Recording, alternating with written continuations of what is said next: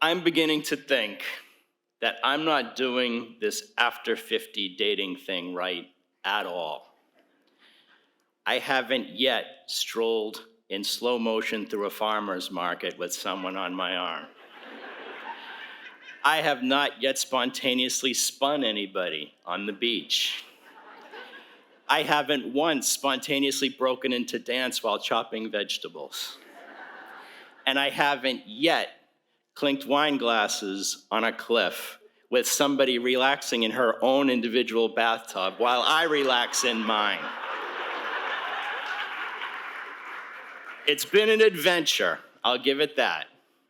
Between the apps and the setups and the meetup groups and the occasional bold introduction on my part, I've been out with a CEO, a COO, 3 PhDs, 2 medical doctors, a bunch of women from sales, an oceanographer, and a project manager who I stare at all through dinner because she bears an uncanny resemblance to my Aunt Joni,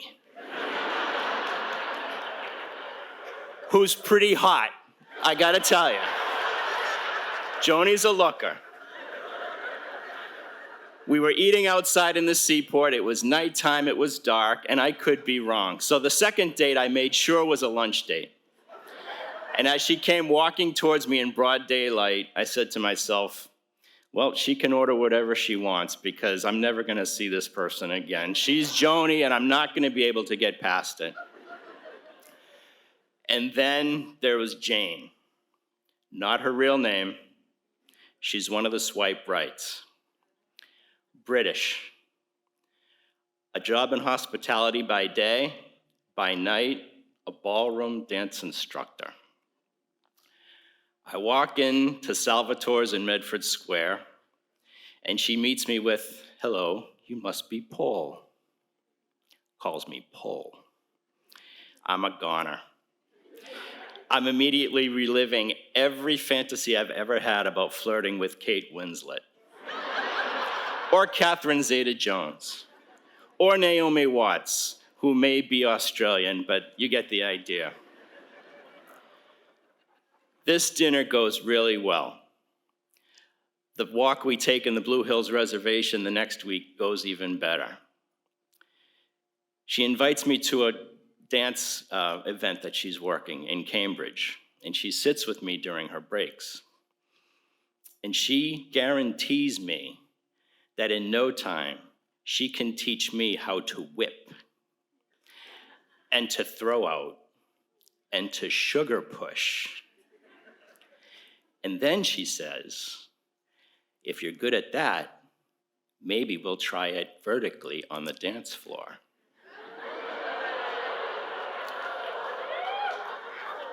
So things are going okay.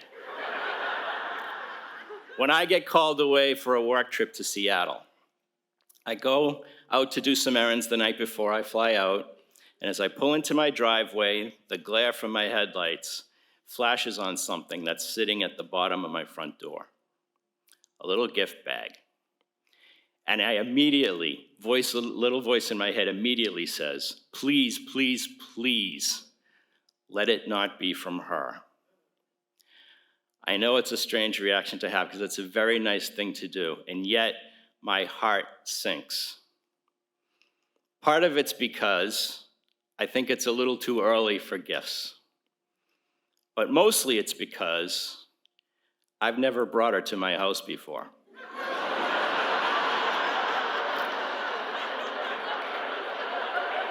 I've never even told her where I live.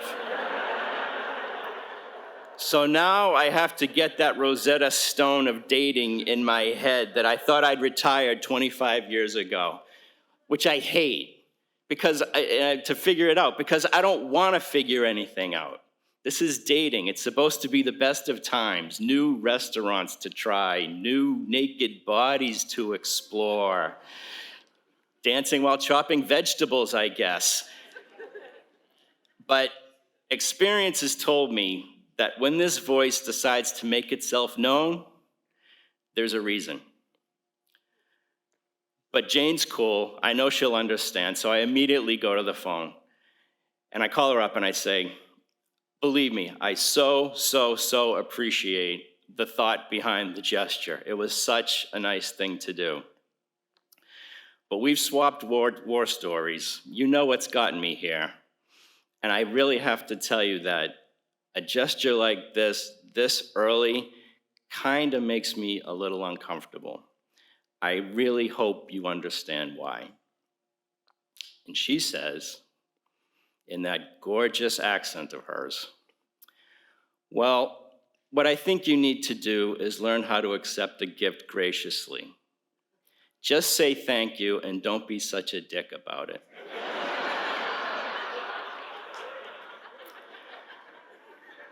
Bye-bye, Jane. So I'm not gonna get that horizontal dance lesson I thought I was gonna get. That's okay. I may spend the rest of my 50s having one-and-done dinners with women that remind me of my Aunt Lois. That's okay too. The important lesson is to always trust that little voice that looks out for me. Because if life has taught me anything, that voice may not always be completely right, but it's never completely wrong. Thank you for listening.